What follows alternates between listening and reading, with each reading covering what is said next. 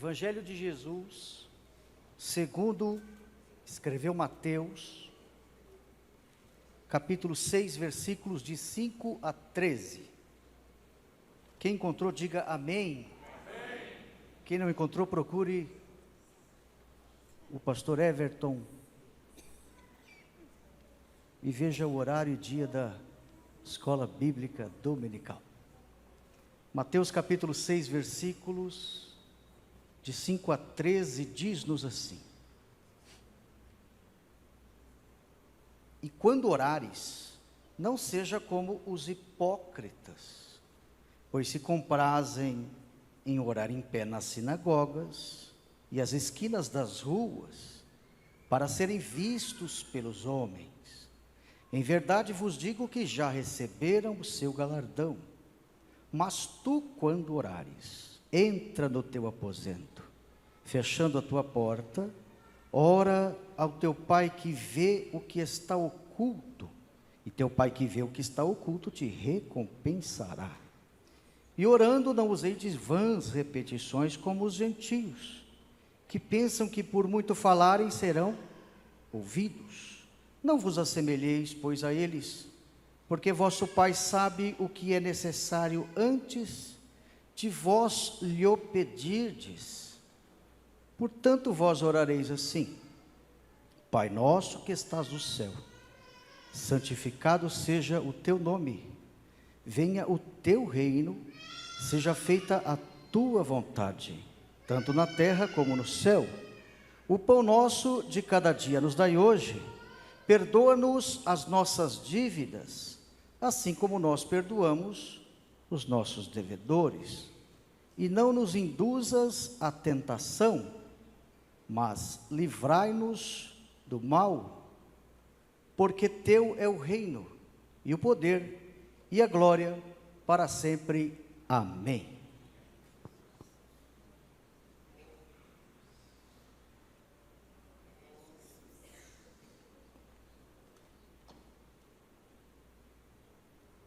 Meus irmãos, eu gostaria de expor esse texto aqui esta noite, e eu vou falar aqui esta noite sobre essa oração, a oração do Pai Nosso. Essa oração está dentro daquilo que conhecemos, chamada Sermão do Monte, que vai se iniciar no capítulo 5, e vai terminar no capítulo de número 7. Essa oração aqui é uma oração bíblica. Mas pastor, tem oração que não é bíblica? Tem, muitas. E aqui, o evangelista Mateus, ele quer nos ensinar algo muito importante, que é como nós devemos orar. Existem dois textos que vão tratar especificamente sobre esta oração. Um pouquinho mais extenso, o outro um pouquinho mais reduzido, porém ambos vão falar sobre o Pai Nosso. O texto que li, Mateus capítulo 6, versículos de 9 a 13, esse é um texto um pouquinho mais extenso, que vai falar sobre essa oração. E um texto paralelo, Lucas capítulo 11, versículos de 1 a 4, o escritor também vai falar sobre oração. O texto de Lucas capítulo 11 é esta mesma oração, mas de forma resumida. Mas mesmo assim, esse texto diz uma coisa que Mateus não diz. E o que é que Lucas diz que Mateus não diz? Lucas vai falar sobre o interesse de um dos discípulos para com o ensinamento da oração. Alguém no meio do colégio apostólico levanta sua voz e diz: Jesus, ensina-nos a orar. Essa pergunta não está aqui nesse texto de Mateus, e sim no texto paralelo de Lucas. E isso é importante por quê? Porque nos mostra que ambos os evangelhos, com relação à mesma história, eles não são excludentes, mas sim complementares. Ou seja, um complementa o outro. Quando falamos com relação a esse texto, ou especificamente sobre o ensinar a orar, nós vamos perceber que existem 3 maneiras de aprender a orar corretamente. E a primeira maneira é Jesus nos ensinando a orar. E como é que a gente se obtém deste conhecimento? Pela leitura e o estudo da palavra de Deus. A segunda maneira de aprender a orar corretamente é por meio e através do Espírito de Deus. É Ele quem dirige, é Ele quem direciona, é Ele quem redireciona o homem para falar com Deus. Às vezes não temos palavras sequer vinda dos nossos lábios, então o Espírito de Deus, Ele trabalha fazendo com que esta oração seja direcionada a Deus. E a terceira grande maneira de aprendermos a orar corretamente é o ensinamento na igreja, pelo pastor, uma exposição da palavra, aquilo que estamos fazendo aqui hoje. Eu vou usar esse texto de Mateus, por ser um texto um pouco mais extenso, que vai tratar sobre esse assunto. E aqui nós vamos compreender, olhando para Mateus, capítulo 6, 2 grandes orientações que Jesus nos dá, antes que de fato Ele venha falar sobre a oração do Pai Nosso. E a primeira grande orientação que Ele dá está no versículo de número 5. Que orientação são essas? Ele vai dizer que: e quando orares, não seja como os hipócritas. Aqui ele vai usar essa expressão, hipócritas. E a segunda grande orientação que ele dá está nos versículos 7 e 8. Ele diz: e orando, não useis de vãs repetições, como fazem os gentios.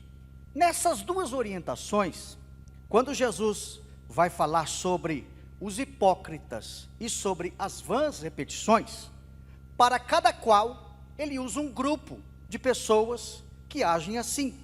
No versículo 5, quando ele fala de hipocrisia, ele está se referindo aos fariseus. E no versículo 7 e 8, quando ele fala de vãs repetições, ele está se referindo a um grupo dos gentios. Daqui a pouquinho a gente vai ver a diferença entre esses 2 grupos e também a distinção entre hipocrisia e vãs repetições. Mas a primeira orientação que Jesus nos traz aqui é sobre não sermos hipócritas na hora da oração. Esse termo, ele foi dado primeiramente aos atores do teatro antigo na Grécia. Ao se apresentarem numa peça de teatro, o que os atores faziam quando entravam no palco? Eles colocavam uma máscara, eles ficavam escondidos através ou atrás dessa máscara, para que, às vezes, pudesse mostrar um sorriso por meio daquela máscara, mas às vezes eles estavam com o semblante caído. Isso é, tentava mostrar algo que não era. O ator era chamado de hipócrita, por quê? Porque significava dizer que ele mostrava ser o que não era. Era um termo muito comum ali na Grécia. Então essa palavra hipócrita ou hipocrisia, com o tempo, começa a ser usado em muitos contextos diferentes.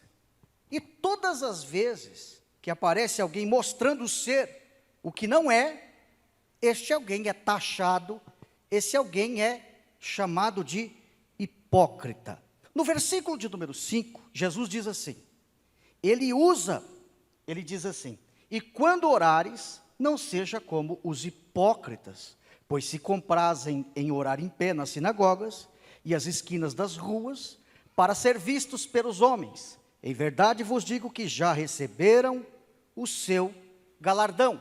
Neste versículo 5, Jesus usa esse termo para um grupo de pessoas, isto é, um grupo de fariseus que faziam o quê? No momento da oração, eles não oravam para falar diretamente com Deus, mas eles queriam fazer com que o ato de orar em pé nas sinagogas impressionassem as pessoas que o ouviam, fazendo-se sentir grandes homens espirituais, mas na verdade não eram espirituais, não eram piedosos, mais do que as outras pessoas, mas eles não queriam falar diretamente com Deus, queriam chamar a atenção do povo. Note que Jesus, nos versículos 5 e 6, ele não está proibindo a oração feita de pé. Jesus não está proibindo a oração feita na sinagoga. Jesus também não está proibindo a oração feita em público. Mas o motivo pelo qual eles oravam, eles queriam chamar a atenção dos homens, para mostrar ou tentar mostrar aos homens que eles eram grandes homens espirituais, mas na verdade eram sepulcros caiados. Eles recebiam aplausos, eles recebiam elogios, admiração, exaltação. E Jesus disse que depois que tudo isso acontecia, eles não precisavam mais se preocupar com qualquer tipo de recompensa de Deus, do Pai. Por quê? Porque neste momento, quando estavam sendo aplaudidos pelos homens, eles estavam recebendo o seu galardão. No versículo 6, quando Jesus fala do quarto, ele não está sacralizando um cômodo da casa. Ele não está dizendo que o quarto é melhor do que o monte. Ele não está dizendo que o quarto é melhor que o templo. Ele não está dizendo que o orar no quarto é melhor. Deus ouve a oração melhor do que a oração feita em qualquer outro lugar. Não. Assim como o quarto é um cômodo da casa, um lugar íntimo, que você está sozinho, você não pode ser visto com ninguém, você não compartilha o quarto com ninguém. Então, nesse sentido, Jesus se utiliza deste cômodo da casa, para dizer, você quando for orar, você procura um lugar vazio, um lugar que ninguém está te vendo, um lugar que ninguém está te olhando, ou seja, um lugar de intimidade, onde você não usa para mostrar para alguém quem você é, porque quem você está falando, ou com quem você está falando, é comigo, o Deus Todo-Poderoso. Você não precisa querer mostrar para os homens, para receber aplausos deles. E quem faz a oração precisa se preocupar exatamente, especificamente com isso, com quem está recebendo a oração e esquecer o que está à sua volta. Essa foi a recomendação de Jesus. Alguns irmãos me perguntam, pastor, você é contra o monte? Eu nunca fui contra o orar o monte. Eu não sou contra o monte, eu sou contra quem faz do monte o seu céu. Eu sou contra quem faz do monte um lugar especial para orar. Eu sou contra quem às vezes sai da sua casa, do seu templo, para dizer que um outro lugar é mais santo do que esse, por isso Deus vai receber tal oração. Em nenhum lugar da Bíblia, os lugares foram fatores determinantes para que Deus respondesse ou não a oração de alguém. O que Deus tem olhado não é exatamente e especificamente o local geográfico, mas o que Deus tem visto é o coração, a sinceridade, as palavras do homem que ora. Se Deus encontrar sinceridade no teu coração, independente do lugar onde você estiver, se você orar, Deus vai ouvir a tua oração e vai te responder. Bendito seja o nome do Senhor. Então no versículo 5 ele vai falar sobre a hipocrisia.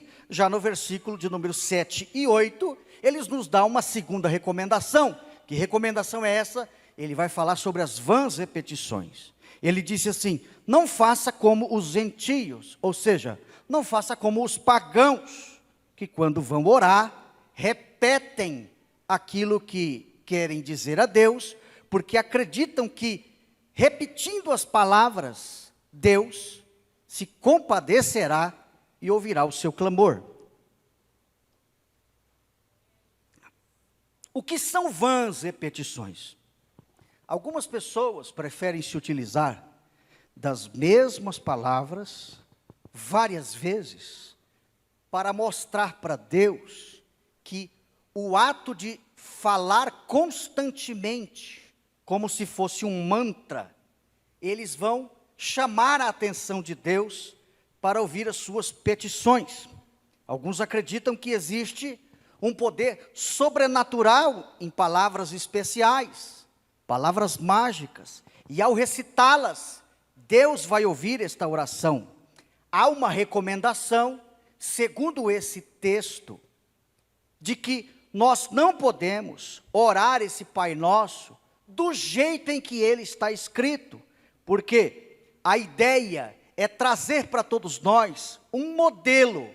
A ideia é mostrar que o que está por trás das palavras do Pai Nosso é uma ideia, para que nós possamos contemplar aquilo que Deus quer que façamos quando citamos cada vocábulo nesse texto em específico.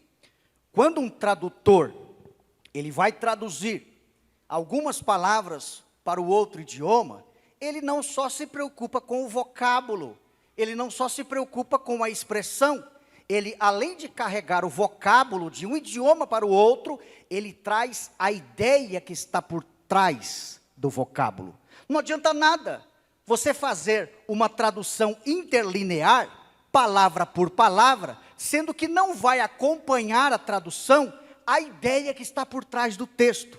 Mais ou menos nesse sentido, eu dei esse exemplo para mostrar o que é a oração do Pai Nosso e o que é uma oração modelo.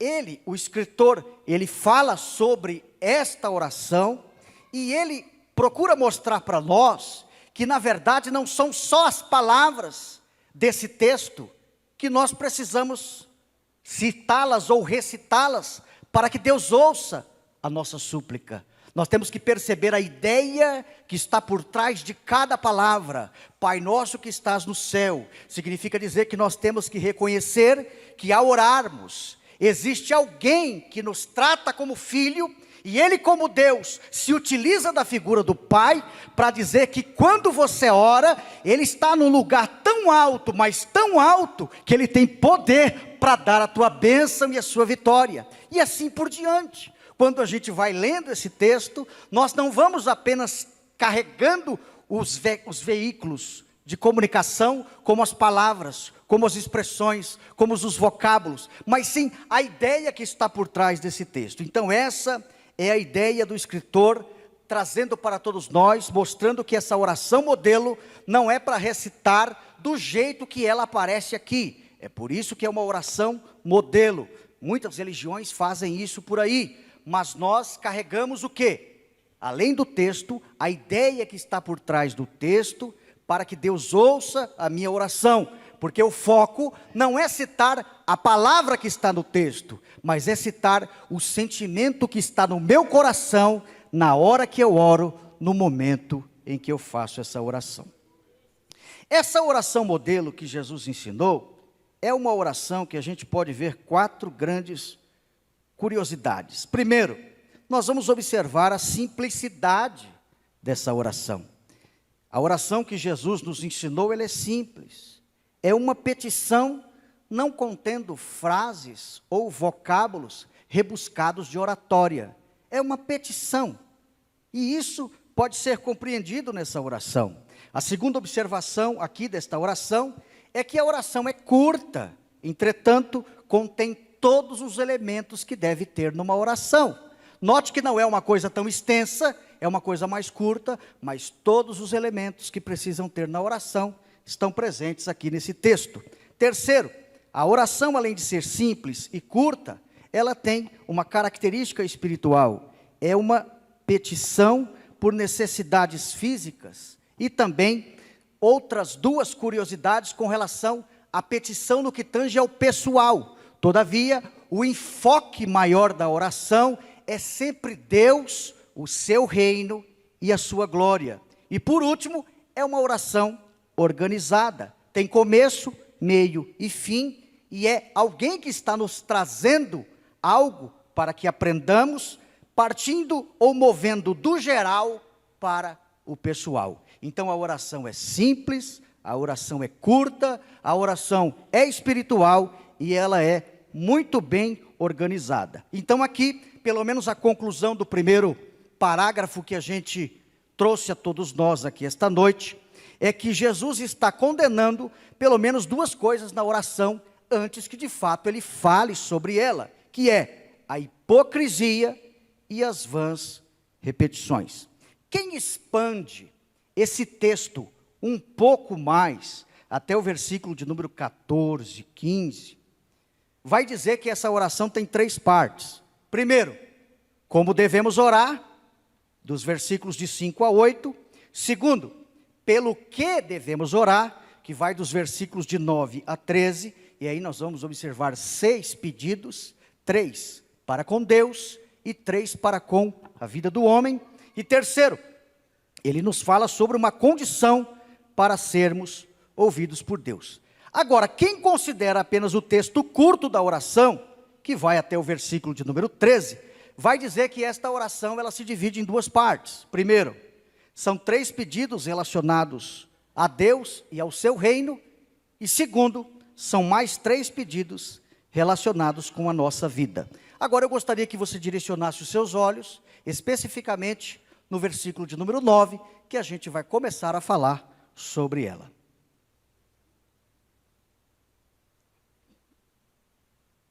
O versículo 9 diz assim: portanto vós orareis assim. É uma resposta do que está no texto de Lucas capítulo 11, versículos de 1 a 4. Senhor, como nós devemos orar? Ensina-nos a orar. E aí Jesus responde: portanto vós orareis assim: Pai nosso que estás no céu, santificado seja o teu nome. A quem nós devemos direcionar esta oração? A Deus. Deus aqui, nessa oração, ele aparece ou é apresentado como a figura de um pai. Ninguém é filho de Deus, e a gente vai perceber isso por natureza. Todos nós somos filhos de Deus, mas somos filhos adotivos. A teologia cristã vai dizer que Deus tem 5 tipos de filhos. Primeiro, filho por criação, os anjos. Segundo, filho por formação, Adão. Terceiro, filho por eleição, Israel. Quarto, filho por geração, Jesus. E quinto, filho por adoção, a igreja. Então, nesse sentido, a gente vai entender que nós somos filhos de Deus, filhos adotivos, filhos adotados. Nós não somos filhos por natureza, porque nossa natureza é pecaminosa. Olha que coisa interessante quando você volta os seus olhos para o versículo de número 9. Por que a oração começa com o termo Pai? Porque subentende-se que aquele que ora é um filho. Quem, ao invés de chamar Deus de Pai, chama por um outro nome, um outro ser, uma outra expressão, demonstra que este alguém não tem comunhão com o Pai, não tem comunhão com Deus. Um filho, quando chama o pai pelo nome, ele não tem comunhão. Mas quando um filho fala pai ou papai, isso demonstra de alguma forma a comunhão e a intimidade que o filho tem para com o pai. E o que me chama a atenção é que aqui ele é o Deus Todo-Poderoso, mas Jesus apresenta esse Deus Todo-Poderoso como o Pai, porque mesmo que ele proíbe as vãs repetições, ou as palavras abstratas, na hora da oração, na hora do desespero, mesmo que ele é um Deus Todo-Poderoso, naquela hora, naquele momento, ele é um Pai para ouvir o filho chorar, para ouvir um filho clamar, para ouvir um filho pedir. Deus Todo-Poderoso está aqui esta noite, mas está como Pai também, para ouvir a tua oração. Então quando você for orar, não pense que Deus é apenas esse termo que a gente se utiliza, né, de transcendente, que a gente diz que Deus é grande, majestoso, mas Deus também se apresenta como um Pai, para ouvir a tua súplica, a tua oração, e fazer valer aquilo que está no teu coração, para que o nome do Senhor seja glorificado na sua vida. Note que ele diz, Pai Nosso. Essa expressão nosso indica, é um pronome possessivo, que indica posse. Esse pronome quer mostrar o quê? Que fazemos parte de uma grande família. O Pai não é meu, o Pai não é só seu, o Pai é nosso. Esse pronome nosso significa dizer que o Pai tem mais filhos. Se o Pai tem mais filhos, isso significa dizer que você não é filho único. Se o Pai é nosso, por que você é egoísta? Quer o Pai só para você. Isso significa dizer que não são só as coisas que você faz que são boas, porque você não é filho único.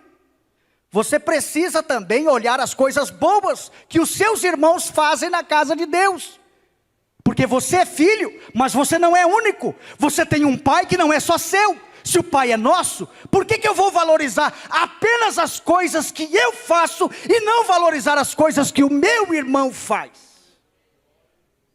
Se o Pai é nosso, por que você é egoísta? Se o Pai é nosso, precisamos valorizar as coisas que todos os filhos do Pai fazem. Sabe o que vai acontecer depois que você deixar a liderança da mocidade? Vai vir uma outra pessoa e vai fazer o trabalho muito bem.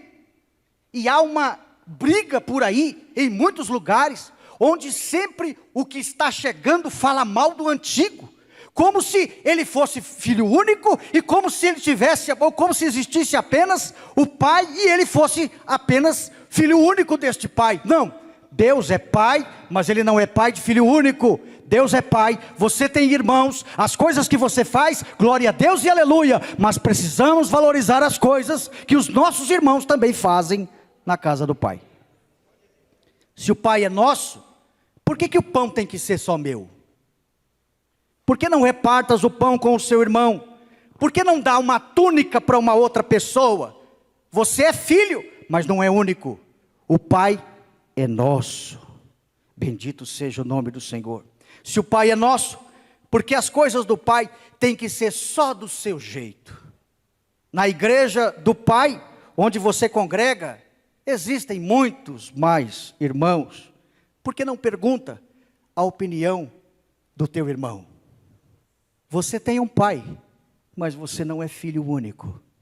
Aprenda que você tem um pai, mas você também tem que conversar com os seus irmãos. Conversando com os meus irmãos, eu mostro que igreja é a pluralidade de pessoas, e não apenas uma única pessoa que quer fazer tudo sempre. Quem quer fazer tudo, acaba não fazendo nada, e aquilo que vai fazer, não faz da melhor qualidade. Sabe por quê? Porque Deus é Pai, mas você não é filho único. Se Deus é Pai, e todos nós somos irmãos, todos nós somos capacitados por Ele para fazer. Se existe um único Pai, e vários filhos, porque às vezes parece que Ele gosta mais de uns, do que de outros. Você nunca fez essa pergunta? Se você tem mais irmãos na sua casa, quando você era pequeno ou ainda depois de grande, você sempre diz assim: por que a senhora gosta mais dele e não gosta de mim? Por que o senhor gosta mais do que ele faz e não gosta do meu trabalho? Essa tem sido uma pergunta muito comum dos filhos para com os pais. Eu, como pai, descobri que alguns filhos, eles se tornam rapidamente muito mais independentes do que outros.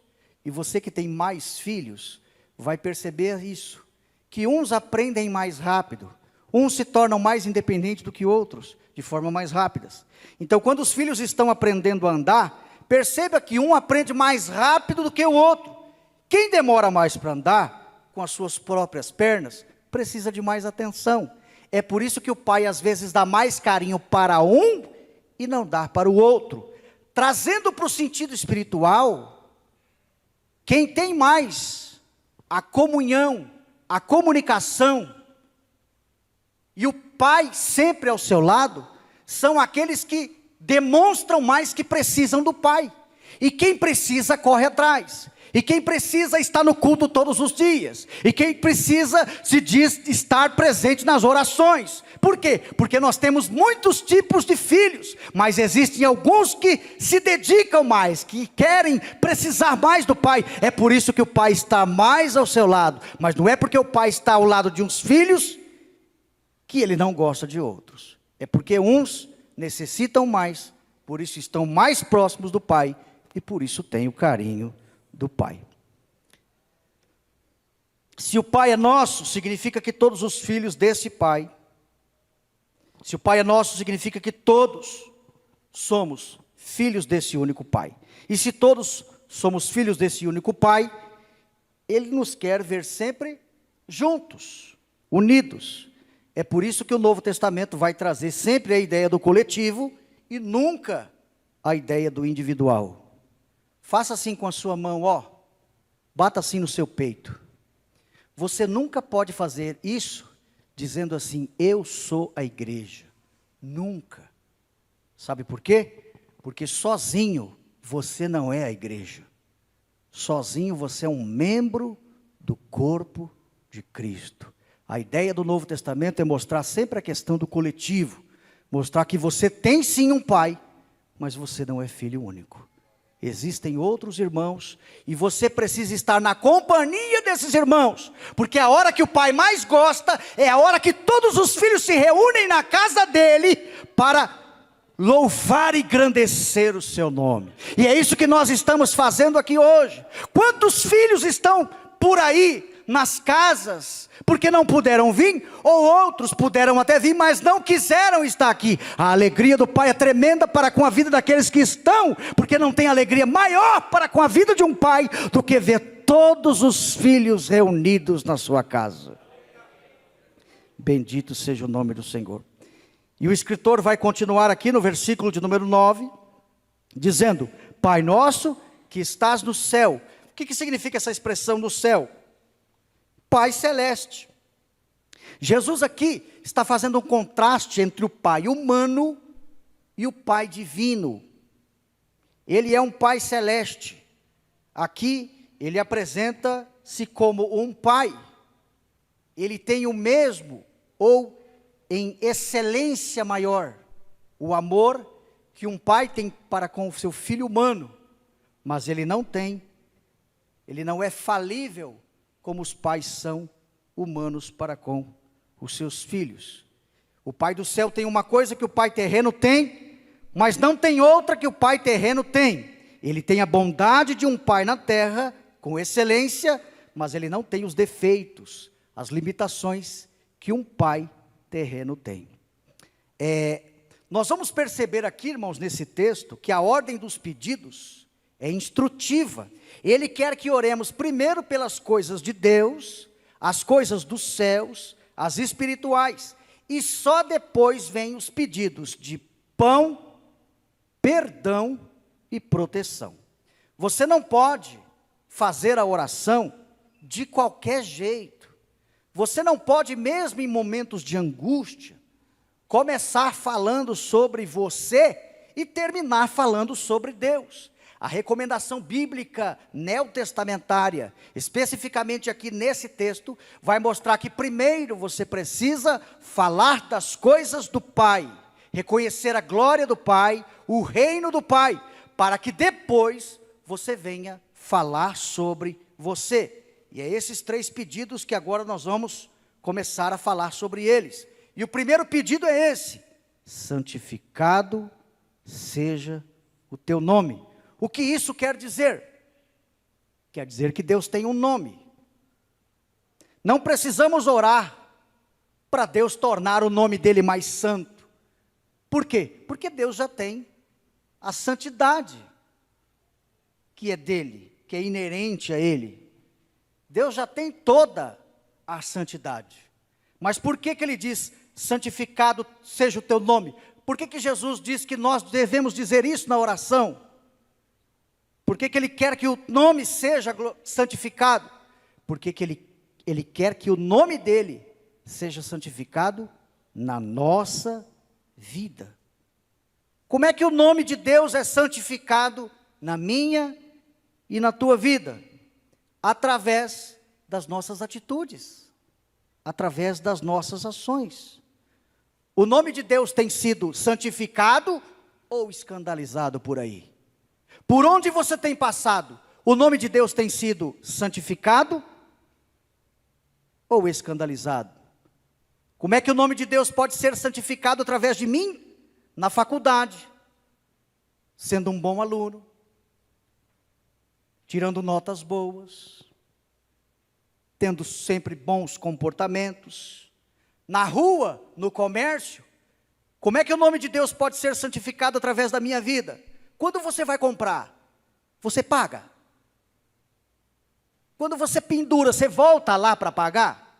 Se você não paga, é um crente que dá trabalho com relação a isso. Você, em vez de estar santificando o nome de Deus, você está escandalizando o nome do Senhor. No emprego, onde você trabalha, você tem santificado o nome do Senhor? O que é santificar o nome do Senhor? Através da minha vida. Você tem sido um funcionário exemplar? Você tem sido um funcionário honesto? Diante da sua família, no seu tratamento com a sua esposa, você tem dito palavras de amor para ela? E ela para com você? Ou o seu relacionamento não está bom, porque um vive xingando o outro? Você sabia que até no relacionamento entre marido e mulher, o nome do Senhor pode ser santificado? Quando eu vejo Deus na vida da minha esposa, e quando ela vê Deus em minha vida, o nome do Senhor é santificado na minha casa. Quando o pai, quando a mãe, quando os filhos se entendem, glorificam a Deus, promovem a união, evitam os palavrões, as confusões, as discussões, nós dentro da nossa casa estamos glorificando e santificando o nome de Deus. Você tem feito isso na sua casa? Ou é só começar a hora da janta e do almoço que começa a confusão e os palavrões? Preste atenção, orou para comer, seja almoço, janta, café da manhã, precisa santificar o nome do Senhor, agradeceu a Deus, então promova a paz onde você está vendo os filhos arrumar confusão, você tem autoridade dentro da tua casa, para dizer chega, é Deus que habita nessa casa, e a partir desta oração, nós precisamos com o nosso comportamento, santificar o nome do Pai. Deus tem sido santificado onde você mora, onde você congrega? O nome do Senhor tem sido exaltado onde você mora, ou tem sido blasfemado? Versículo 10, venha o teu reino, seja feita a tua vontade, assim na terra como no céu. O que é venha o teu reino? Deus, irmãos, tem um reino, esse reino existe, nós não ainda o temos por completo, nós temos como um processo inicial, que começou com a vinda dele, com a sua encarnação. Quando você profere na oração dizendo que o seu reino venha, você está querendo dizer que o seu nome seja conhecido no mundo todo. Ou seja, Senhor, faça o teu reino crescer. Senhor, faça o teu evangelho alcançar a todos os lugares. Agora é muito fácil dizer, venha o teu reino, mas você não cooperar para que você faça este reino vir. Você tem pregado, você tem evangelizado, você tem feito missões. O que é pedir para o reino vir? É se colocar à disposição para que também o Senhor possa, através das palavras do reino em ti, você fazer o nome do Senhor ser conhecido a outros lugares. É muito bonito orar dizendo que venha o teu reino, mas o que é que eu estou fazendo para expandir esse reino nos quatro cantos da terra? Essa segunda petição tem a ver com a expressão ou expansão no reino de Deus para com o mundo. Talvez a tua preocupação, talvez a minha preocupação, e Deus está nos exortando aqui hoje, é que nós temos pedido a Deus para fazer crescer, sabe o quê? O nosso reino, a nossa empresa, o nosso comércio, as nossas vendas, a minha conta bancária. Faça, Senhor, o meu nome ser conhecido por onde eu passo. Essa oração está errada. A oração do Pai Nosso diz que cresça o teu reino, Senhor. É o reino de Deus que tem que crescer. Consequentemente, depois que o reino de Deus crescer, Deus vai te exaltar para que o nome do Senhor seja glorificado. O que é que você tem trabalhado incansavelmente para fazer crescer? O reino de Deus ou o teu próprio reino? Que essa palavra venha de encontro como exortação ao nosso coração, porque a prioridade é fazer crescer o reino de Deus. Mas o que é que eu estou fazendo para esse reino crescer? Outra coisa, faça-se ou seja feita a tua vontade. Deus tem uma vontade. 1 Tessalonicenses 4 nos vai mostrar isso aí. E fazer a vontade de Deus significa o quê? Quando a gente ora pedindo para Deus fazer a sua vontade, realiza, Senhor, o teu plano em minha vida. A Bíblia vai dizer em Romanos 12, 2, que a vontade de Deus é boa, é perfeita e é agradável. Se foi Deus quem disse isso por meio de Paulo, quem foi que disse para você que a vontade de Deus para com a minha e a tua vida é ruim? Tudo que você vai fazer, você perguntou se é da vontade de Deus? Deus está dizendo que tudo que fores fazer, faça segundo a sua vontade.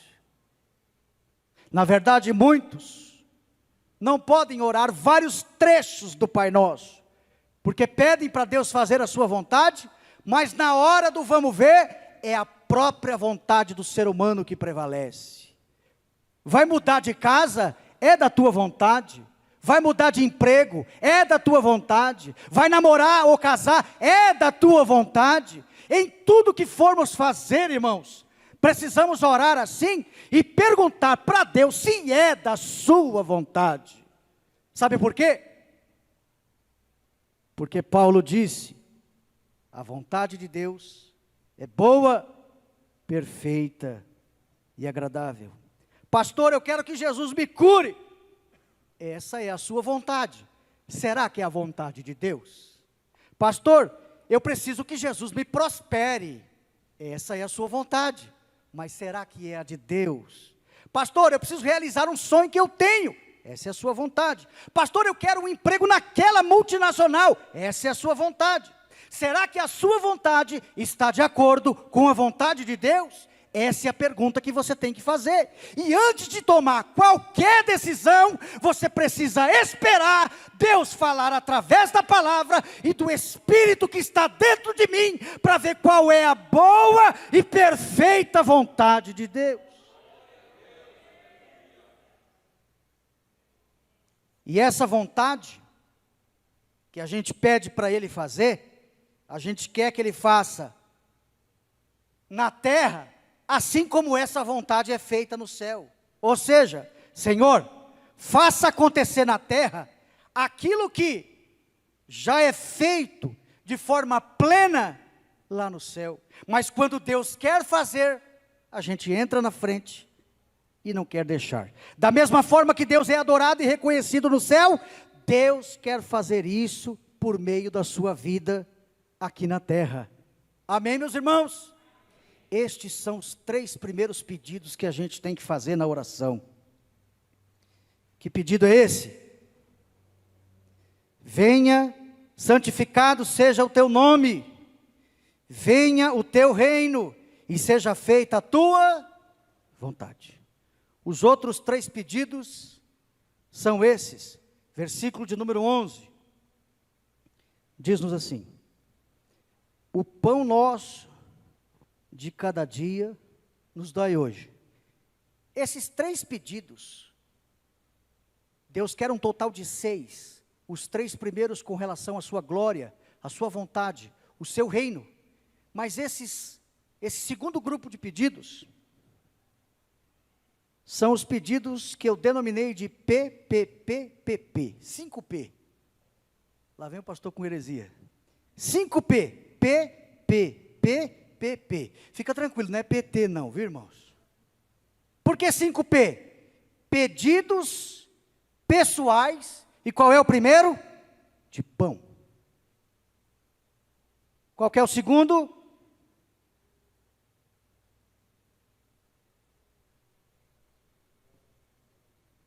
Pão, perdão e proteção.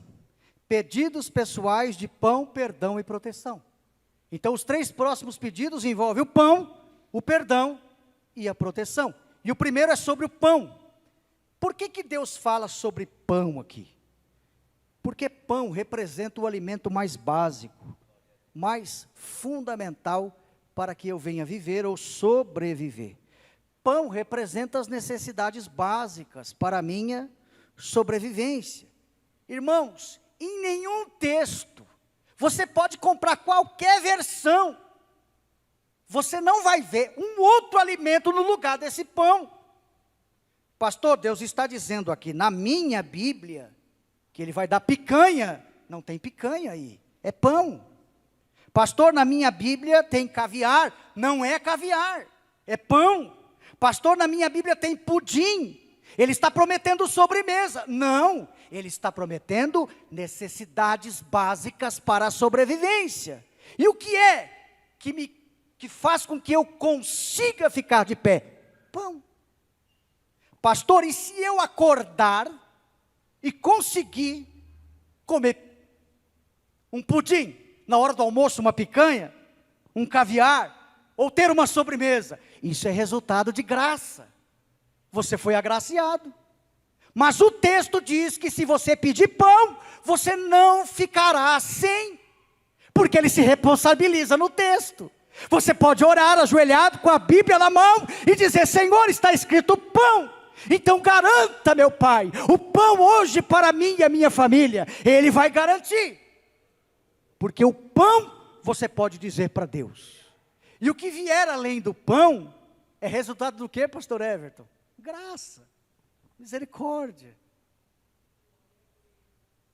Você não pode exigir picanha, você não pode exigir pudim, você não pode exigir caviar, sabe por quê? Porque Ele prometeu pão. Se você orar, Ele está dizendo: eu vou dar para você todas as necessidades básicas para a sobrevivência. Fica tranquilo, que o pão não vai faltar na tua mesa. Você acredita nessa palavra? Levante a mão e adore a Ele. O que Deus está prometendo aqui com o pão? O sustento básico. Isso você pode pedir que Ele vai te dar.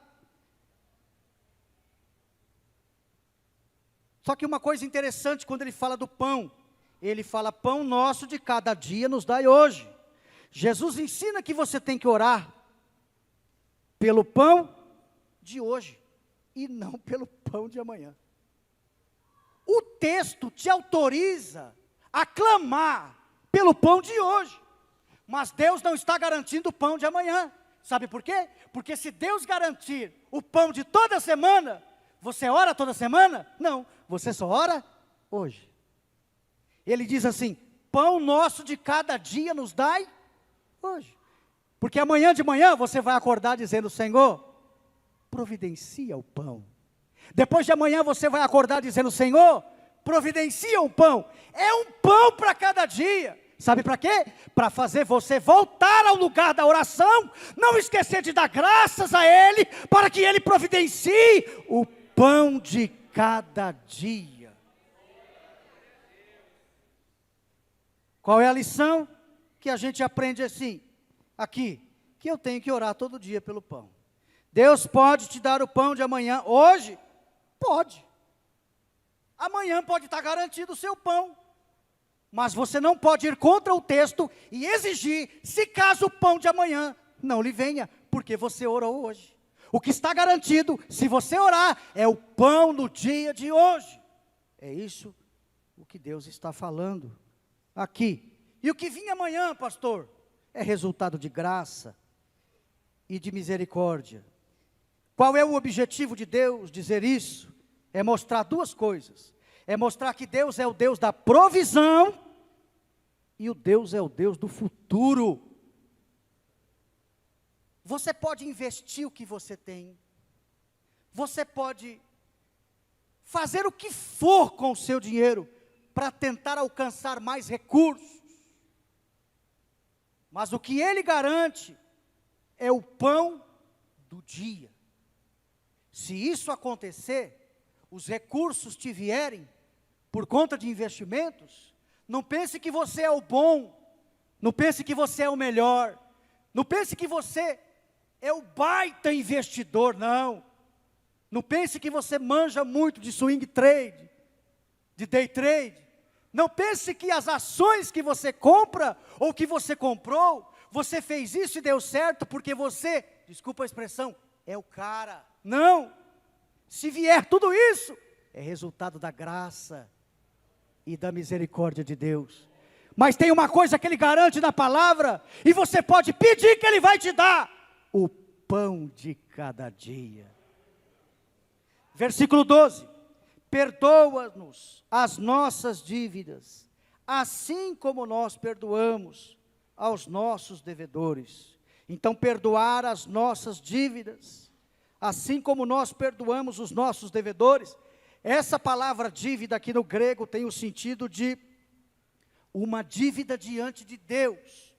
Outras expressões como dívida em outros textos do Novo Testamento, têm a intenção de falar sobre vida financeira, mas aqui, especificamente nesse texto, essa expressão dívida é usada como uma dívida diante de Deus. Ou seja, é o pecado quem nos traz essa dívida, pois quebramos todas as leis de Deus, e por quebrar essa lei de Deus, estamos em dívida com Ele.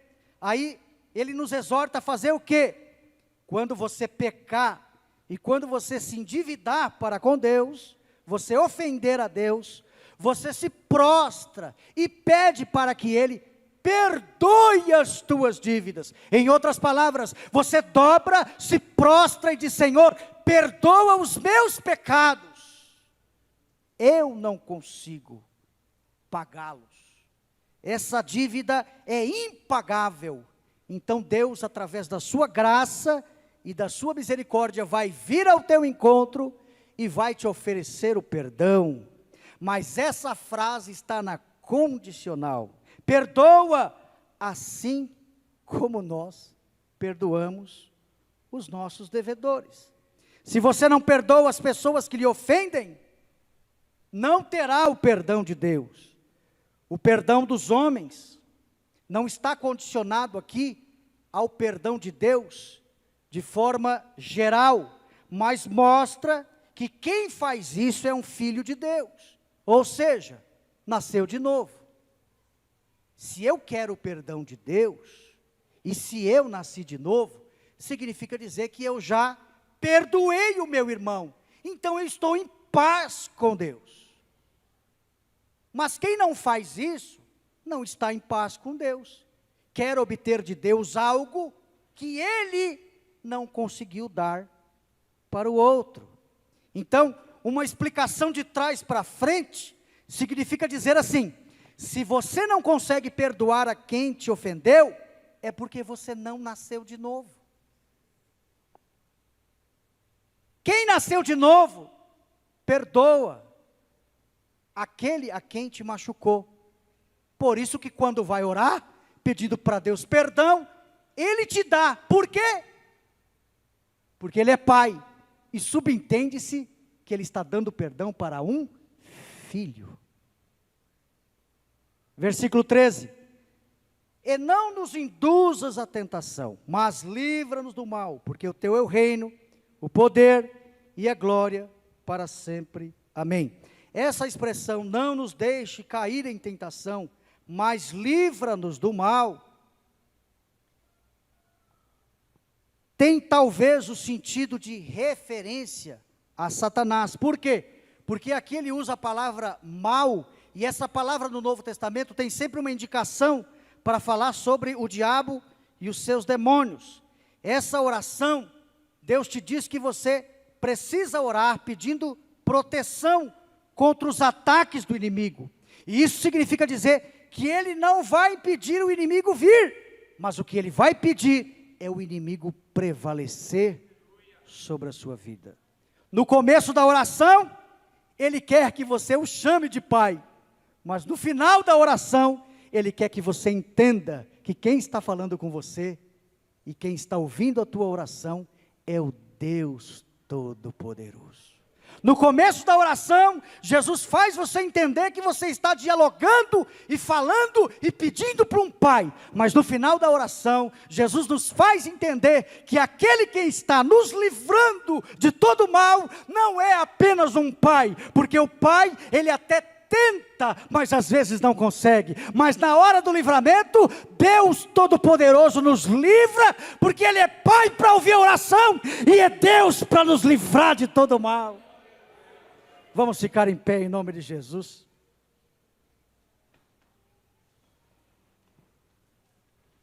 O final da oração diz assim: pois teu é o reino, o poder e a glória para sempre, amém. Eu não sei qual dos irmãos tem uma Bíblia que essa expressão está entre colchetes. Pode ser que alguns dos irmãos aqui tenham essa versão. Por que essa frase, pois teu é o reino, o poder e a glória para sempre, amém, está entre colchetes? Significa que essa parte não faz parte de todos os manuscritos mais antigos onde esse texto foi encontrado. Dizem que esta parte foi acrescentada por um copista do texto de 1 Crônicas 29:11.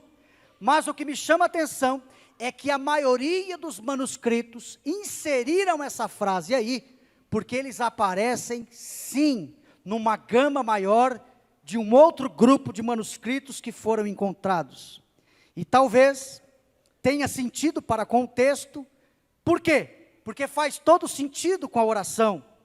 Para o reino de Deus avançar, para o poder de Deus se manifestar, para que o nome do Senhor seja glorificado, eu preciso orar desta forma e desse jeito. Então essas expressões, reino, poder e glória, condiz com o texto. Por quê?